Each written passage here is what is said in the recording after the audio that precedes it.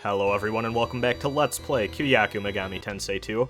Last time around we learned from Pazuzu, who we rescued from a video game, for some strange reason, that we are allegedly the saviors of post-apocalyptic Tokyo, the messiahs even, and to play that role, we decided to rescue a lost child hanging around an empty treasure box, who turned out to be Jack Frost Jr., who gave us a shit ton of Maka, a shit ton of Magnetite, and a shit ton more of experience points. A shit tonner more experience points. So we're now something ridiculous, like level 18 or something mind-blowing for this early on in the game. So what that means is we can continue doing what we were doing right before we went into Haneda. We can build up our party a bit and fuse even more demons. Obviously, the level cap is raised, so that means that we can fuse even more powerful demons than we could before we did the Jack Frost Jr. thing. And we can, money is not an obstacle for negotiating with these jobber demons. This guy, though, if I recall, is gonna, yeah, that's what I remember. This guy's gonna ask us for a jewel. I'm not down for that shit. You know, we don't have many jewels right now in the game, and I want my healing items, goddammit. So I declined, and I just went at it again until he wanted Maka instead, and then we got him part of our party. So, yeah. So if you're just playing this game and you don't know about the Jack Frost Jr. Hint, or trick, or whatever you want to call it, exploit, grinding up to fight Neighboros isn't too bad. It takes a little bit of time, but what I will say is that the later part of the early game that we are about to get into after we defeat this boss and go on is, in my opinion, one of the rougher aspects. It's a kind of a more stop-and-go feeling segment of the game that I feel like could maybe put some people off from maybe wanting to push through to experience the rest, which, in my opinion, towards the mid-game and beyond, this game, pacing-wise, becomes a lot smoother just because you have access to more resources. It's a lot more clear how to progress in terms of building up your party, where to go to get money, and, like I said, shop prices in this game are ridiculous. So, yeah, if you just don't want to deal with the early game roughness, I highly suggest you just do the Jack Frost Jr. Exploit. It's, I know that there's probably some people watching this who are maybe inclined to not do that sort of thing when they're playing through a game like this. They'd rather just play, not without that knowledge that you could do that and just kind of go through like a more traditional RPG experience, but I don't know, in my opinion, it just makes the game more smoother overall, and I want to say it, compared to my test playthrough where I didn't know about it until a little bit later on, I think it actually shaved off, like, I want to say a two-hour grinding session or so, or 2 hours worth of grinding sessions. It's a really good boon to have early on in the game, in my opinion. I think you should just do it, even if you're the type of player who maybe kind of usually turns their nose up at that sort of thing, but there's also an argument to be made, and I often fall into it with this sort of thing. If the developers didn't want you using it, they wouldn't have put it in the fucking game. It's there. It's not like you're cheating or doing anything weird. It's a natural part of the game, and you might as well take advantage of it. But yeah, we fused a pretty killer party here, and we are going to, I think we're almost done. I think I'm staring at the screen here, and I'm gonna go back out, and I think I'm gonna fuse a dwarf again. I probably should have cut this out. I'm sorry. Okay, it's done. I think we're gonna go out into the wastes again and fuse a dwarf up. Dwarf is actually pretty nice for early on in the game because it's a level 9 demon, which isn't, obviously not that hard to grind up and fuse and get something at level 9 even this early on. But the dwarf also has Rakukaja. Now, any demon with a buff of any kind, you probably want to take a look at and just kind of consider adding to your party just because buffs are nice. They're not as useful, in my opinion, as they are in later entries in the Megami Tensei series, but it's still nice to have a demon that can kind of beef up your defenses a little bit, especially early on here where we're still a little squishy. So that's another thing about the early game, too. If you're kind of doing what I'm doing, and you're playing with a intelligence-heavy build to take advantage of some of that intelligence-locked equipment, this early game can be kind of tricky. So, yeah, just something to be mindful of as you're going through.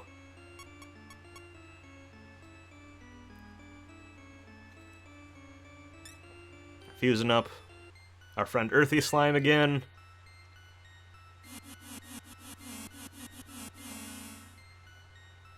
He looks so happy and not terrified of his own existence. Look at him. Fuse Earthy Slime with a Kobold, and we got Dwarf. Has Hama Own too, which is nice to have. I think I'm just exploring my other options too. Don't want that Goblin though. I think we're gonna recruit a Goblin later, spoiler alert, but nothing too special about the Goblin other than it has Agi, which is kind of cool, I guess, you know. In my humble opinion, anything that can shoot out a fireball out of its hands is pretty cool, but not as cool as our dwarf friend, who looks like he's trying to sell us, like, counterfeit watches or something, but, you know, I don't know why he's drawn like that. Someone did ask in the comments, asking if you can do the Jack Frost Jr. Exploit trick, whatever you want to call it, more than once. And the answer is yes, but not yet. We're not going to be able to do it until about a little after the halfway point of the game. I will cover how you do that, because it is actually a pretty good way to grind, even going into the later parts of the game. So yeah, I'll be covering how you repeat the Jack Frost Jr. section, or trick, or whatever. So yeah, we're going to enjoy our early game boost while it lasts, but inevitably the game's balancing will catch back up to us, and we'll just have to make do with what we have, but we're pretty ahead of the curve here for now.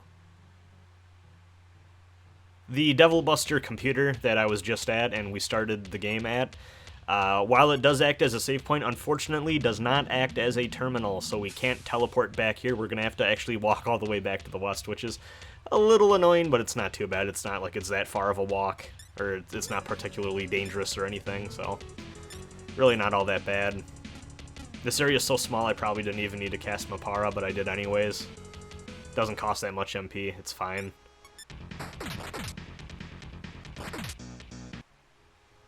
So we are going to fight Neighboros, who is essentially the first real boss fight in the game. Of course, we had the Minotaur in the Devil Buster game, but that's kind of more of a gimmick fight in my opinion, just because, you know, you just get a Carbuncle and Kazio a couple times. I think that's really more there to teach you that to progress you're going to need to rely on your demons a bit. This is going to be a real fight, so definitely do some preparation, build up a party, have all 4 of your demon companions summoned, and you should be good to go. It's not going to be too terrible, but it does require just a little bit of legwork before you go in. You don't want to rush into this thing willy-nilly. But we are more than prepared to take this guy out.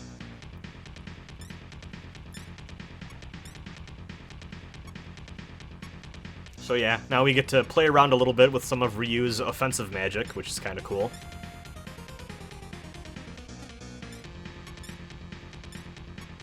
Got 2 Zanmas going out to Zio, and we're going to have the Dwarf buff up our defense a little bit, and this guy should not be that much of a threat.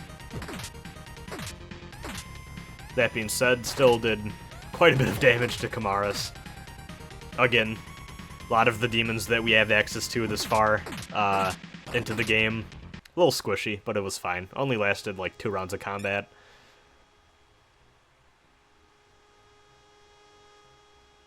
You're welcome, bud. And go through, it's a one-way little exit from the boss room. They actually do that a lot in this game, where to exit the boss room, you go through like a one-way entrance to another part of the map to make your way back. And now what we're going to do is we're going to follow up on something that I tried showing off last episode, and then I died on my way here and then completely forgot about it.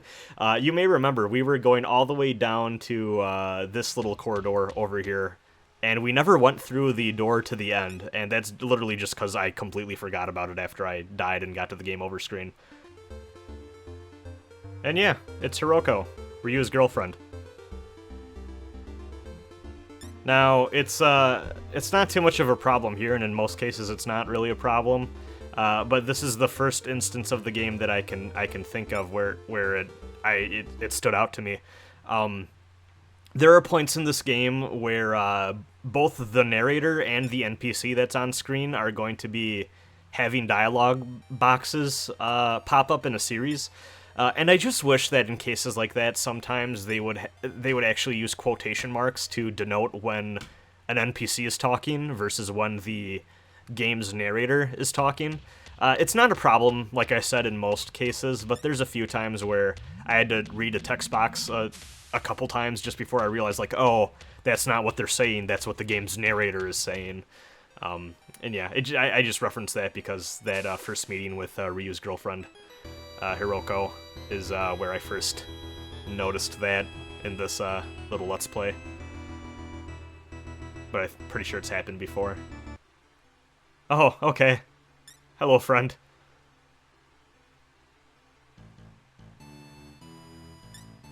I like your theme. Okay, bye. Yeah, we're gonna have to rely on Mora a little bit. So our large sea monster. Oh my God, the random encounters here. What the fuck's going on? Oh my God, this is so bad. I just want to. Poof. Okay, that's enough of that. Yeah, the random encounter frenzy there. I don't know what happened. That was ridiculous. But yeah, as I was saying, we're gonna need to rely on Mora a bit for traveling across those broken bridges, and in order to use Mora's transportation service, what we're gonna do is use these. See, we're using quotation marks here for the email. Why can't we use the quotation marks when people are speaking? I don't get it, game. But yeah, we're gonna need to rely on Mora by using different elemental seals that we're gonna get, and they're not seal as in the creature. They're artifacts that we are gonna need to grab and then show them to Mora, and then Mora will let us cross. But each seal only corresponds to a single bridge. So we're gonna go back here to Hiroko.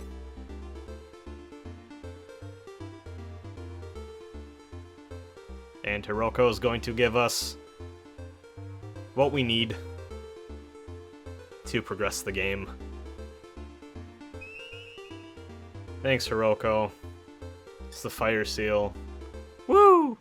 I don't know why that weird, strange messenger lady couldn't have just tracked us down and got the seal directly. Don't know why she'd give it to Ryu's girlfriend, but whatever. What you're seeing there is the break between two play sessions. That was me loading the game back up after I had stopped playing for the night.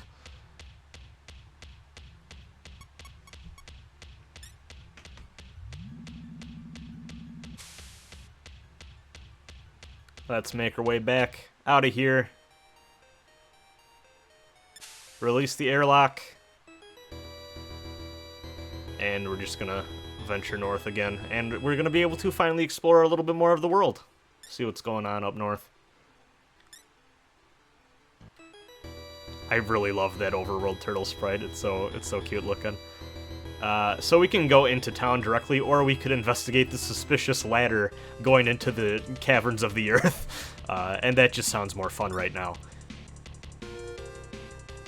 This is gonna be mostly just a really long hallway, but with an offshoot. And sometimes this will happen. That's good info to know. That'll happen sometimes. This game has what I affectionately like to call Pazuzu tiles, which are just different tiles on different maps, where Pazuzu will speak to you and give you some advice. And yeah, it's just really good stuff. Thanks, Pazuzu. Don't walk too far down this hallway, or else you will encounter a boss. And in fact, we're about to learn about that boss right now.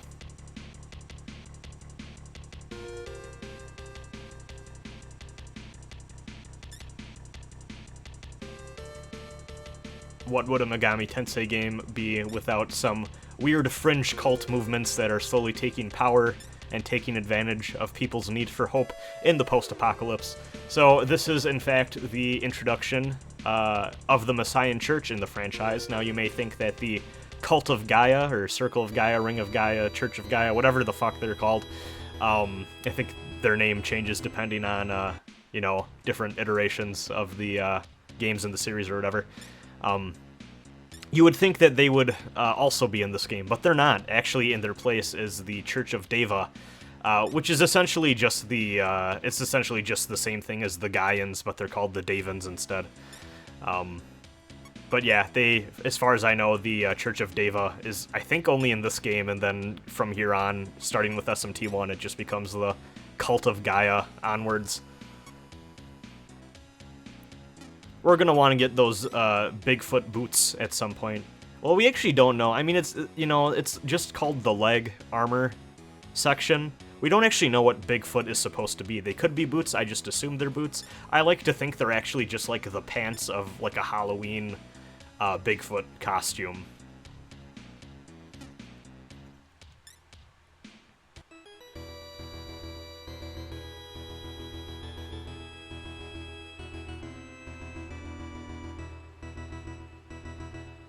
Well, Pazuzu said that Orthrus is a good friend, so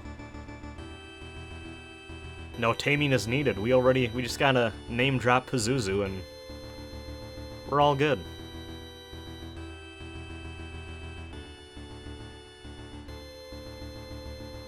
Now, I'm not saying it's really suspicious that Pazuzu is telling us to go hit up an ally who apparently just decided to attack a settlement, but you know, that's a little sus.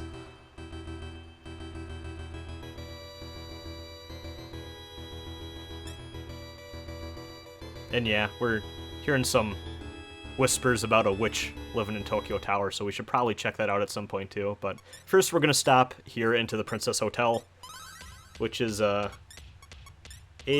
fairly spacious dungeon type area, kind of a partially dungeon, partially a town, whatever you want to call it.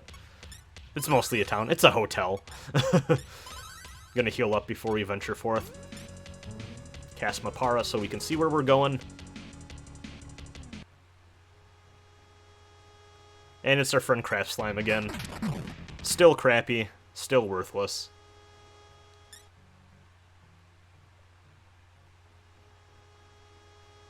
And just talk to Dwarf, because we already have a Dwarf. And got some cash. Very nice, thanks Dwarf. Yeah, sometimes when you talk to a demon and you have that same demon in your party, most of the time they'll just leave you alone and the encounter will end, but sometimes they'll also give you a little gift, which is nice of them. Usually it's not anything substantial, but, you know, something's better than nothing. And we have just enough cash to buy 2 Uzis, which we are going to equip to Takuma and Ryu each, and that is going to give us a pretty cool crowd control firearm that we can use to deal with crowds just a bit.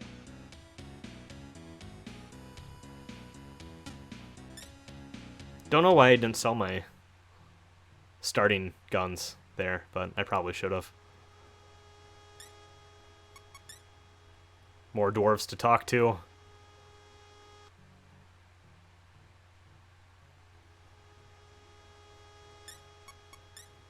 Could have fused a goblin by now, but I decided not to, because pretty easy to come by, and I think I just decided I might as well grab one.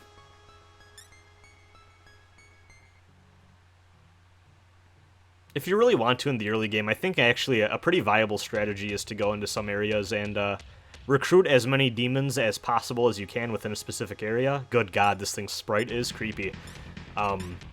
And that way, when you encounter those demons in the dungeon, you just get a free pass, unless it's a full moon, obviously, in which case you're fucked, but it can make going through an area pretty easy when you can just talk your way out of a fair share of the encounters. It's not always, you know, that's easier said than done for some areas where maybe there's a lot of demons where you can't recruit them, but yeah, another Pazuzu tile here. Gonna see a few more of those pop up. And the Pazuzu tile will change depending on where you're at within the game. We got another bronze sword as a drop there, which is nice. And we're gonna level up Ryu. Ryu already learned a new spell, which is pretty good stuff. What did you learn, Ryu?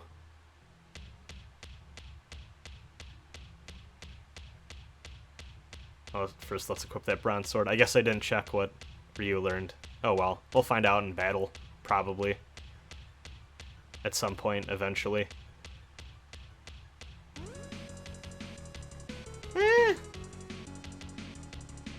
You know. I like how, yeah, that's what I was about to say. I like how the NPCs seem a little split on the Tokyo Tower Witch. Like, they're not all immediately like, oh, go burn the witch. She sent this demon at us or whatever. You know, some of them are like, yeah, maybe don't go storm a tower and kill the woman living there. That's maybe not highly advised. I like that. I really respect that. The NPCs are of diverse opinions regarding what troubles their communities. Just adds a little bit more depth or believability to the world. This is not a hotel that I would like to live in. These walls are pretty disgusting looking. While we are traversing through, I might as well share a hotel story I have. It's not really a hotel story. It was a almost hotel story. Oh, thanks, Grandma. But, as I was saying... well, sorry, Grandma. I was supposed to go to my first fighting game tournament earlier this year, which was supposed to be Combo Breaker 2020. Unfortunately, I was too late to grab tickets for the actual convention center had rooms, because, you know, the hotel attached to it or whatever. And those went out of sale, like, fast, or whatever. And I ended up having to get a hotel that had mostly good reviews, that was like a block away. And I was like, okay, this isn't ideal, but, you know, it's something, it's pretty close, I can walk there when I want to go. But there was a few concerning... Also, I really like this NPC a lot. That's a priceless reaction.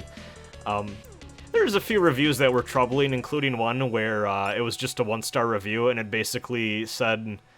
Like, it was like a 2-line review, but it was basically like, we left because there was poop on the walls. And I'm like, oh, well, I'm just gonna assume that's an anomaly, but I really hope when I go down to Illinois for my first fighting game tournament, I don't have to deal with poop on the hotel walls. But because of COVID-19, I didn't have to deal with much of anything, really. So that kind of sucked. Anyways, back to Megami Tensei 2. We're still making our way all the way to the tippy top of the Princess Hotel, so that we could go talk to Orthrus, which is just a name I don't like saying. Doesn't really roll off the tongue easily, though, admittedly, not many things do with my bumbling mouth. Encounters here really aren't too bad. By the time you can beat Neighboros, this area will probably be a bit of a cakewalk. There's a few treasure chests to get up here. Got a strength incense, which is nice. Incenses are stat-increasing items. I'm going to tell you up front, don't bother giving any incenses to Ryu. It's not worth it. Just give everything to Takuma.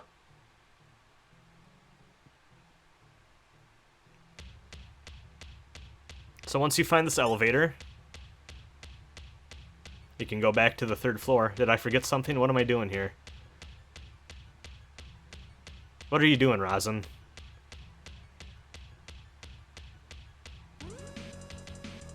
Yeah, I think I just made a mistake. It's fine. We can go down to the 1st floor now. And we can access a part of the 1st floor that is inaccessible from the entrance.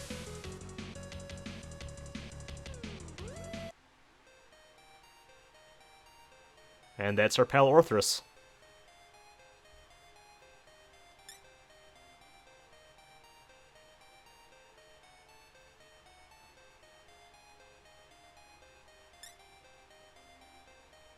See, now this part does have quotation points, or marks.